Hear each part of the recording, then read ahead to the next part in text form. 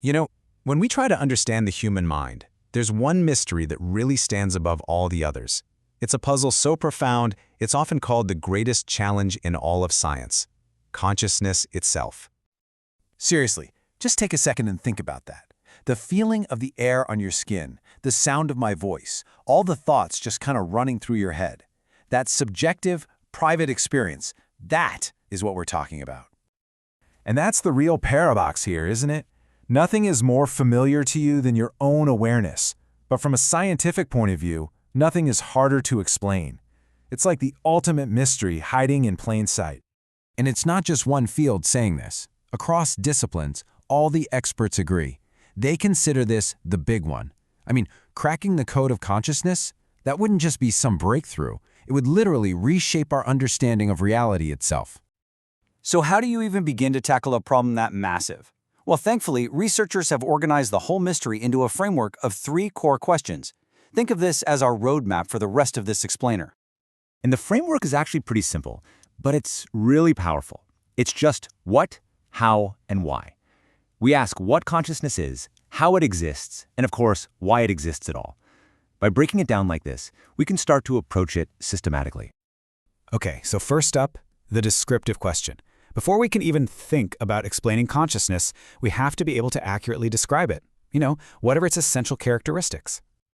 Now, this sounds pretty simple on the surface, but it gets deep fast. Is our experience a single unified thing? Is it continuous, or is it broken up? What are the actual building blocks of a subjective experience, like the redness of a red apple, or the genuine feeling of joy? So at the end of the day, this whole descriptive task is really about mapping the territory. It's a scientific attempt to create a detailed, objective model of something that is, by its very nature, completely subjective. A huge challenge.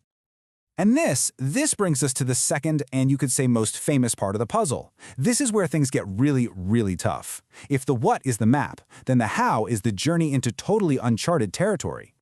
I mean, really think about it for a second. Your brain is just about 3 pounds of wet, gray stuff.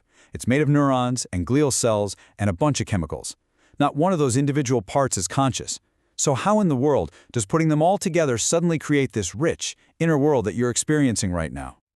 There's actually a specific name for this profound gap between the physical stuff and the mental feeling. This chasm that we just haven't figured out how to cross yet. They call it the explanatory gap, and that name just captures the problem perfectly. We can see a brain light up on an fMRI scan, right? But we can't see the feeling of happiness itself. There's a famous thought experiment about this. Imagine a brilliant neuroscientist named Mary. She knows every single physical fact there is to know about color, but she spent her whole life in a black and white room. So if she finally walks out and sees a red rose for the first time, does she learn something new? Well, it sure seems like it, right? She learns what it's like to see red. And that new knowledge, that raw feeling, is what lies on the other side of the explanatory gap. Okay, now for our final pillar, the functional question. This shifts our whole perspective. It's not about what consciousness is or how it's made, but what's it even for? This is such a fascinating question. We kind of just assume consciousness must be useful, right? But some philosophers and scientists argue it might just be a byproduct. Like the heat coming off a light bulb. It's there, but it doesn't really have a function of its own. So researchers are trying to figure out if being conscious actually does anything. Does it help us make better decisions? Does it allow for more flexible behavior? Did it give our ancestors some kind of survival advantage?